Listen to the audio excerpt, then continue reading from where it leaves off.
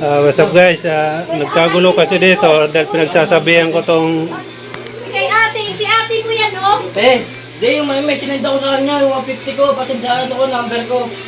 pinagsasabihan ko lang tong anak niyang lalaki dahil bastos masyado. Binasaan mo nga ako? Pinagmumura yung lula niya, mama niya, ganun din. Walang respeto, grabe. Walang respeto sa matatanda dito. Alangan, hayaan ko lang yung pagiging bastos niya. Buti nga lang, binasa ko lang eh. Apo, kasi ba't ka hindi tumitigil? Kunin mo yung cellphone mo, ate. Bastos na bata niya.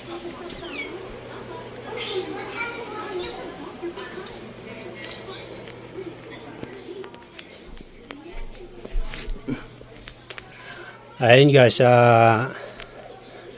yung anak ng asawa ko, nilaki,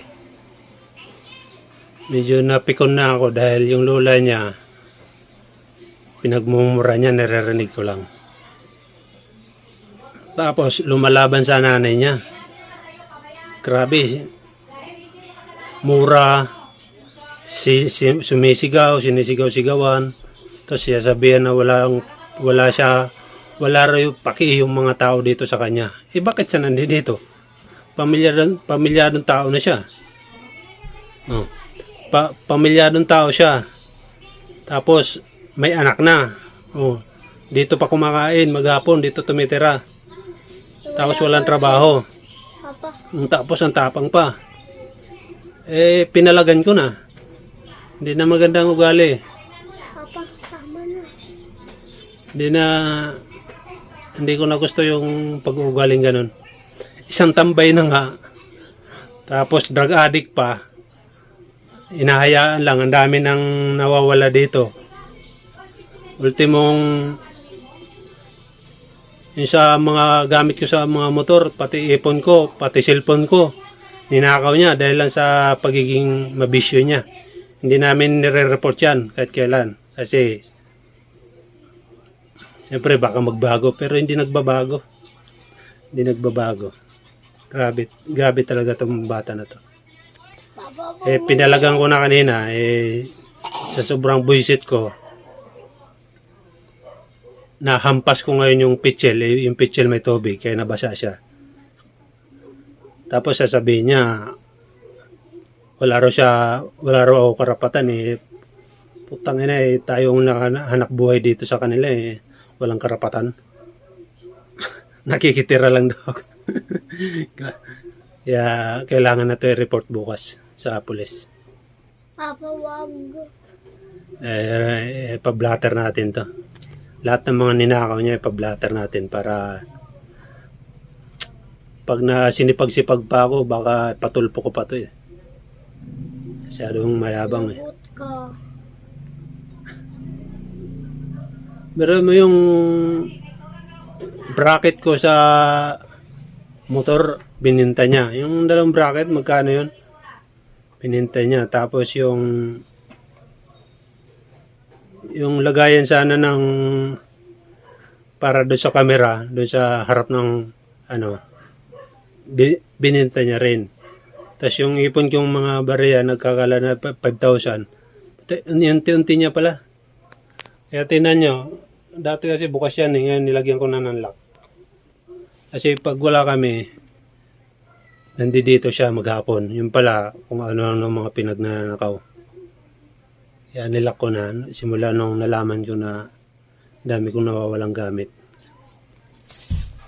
Papa, sino yan? Nagbablog lang ako. Kaya medyo pinalagan ko na siya ngayon dahil hindi na maganda yung ugali niya. Hindi ko na nagugustuhan. Lumayas ka dito!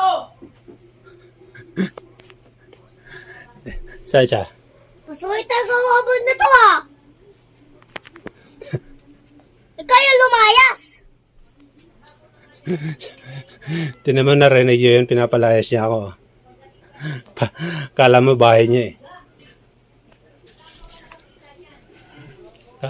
Kala mo bahay niya. Ayun siya. Nasa kalsada. Wait La- lang, uabot na to. Layas daw ako, layas daw ako.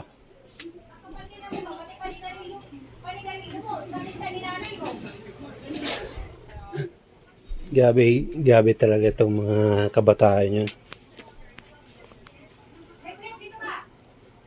Gabi itong mga kabataan yun. Gabi pagkabastos.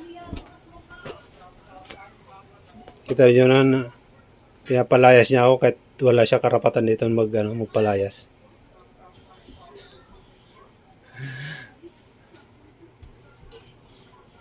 Diba? Nasa labas siya.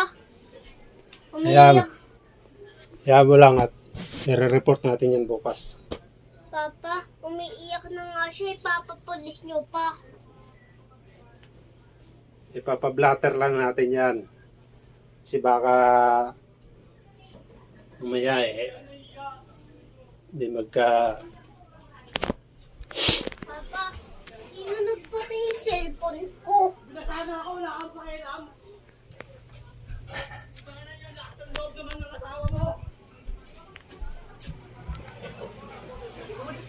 Tumigil ka na!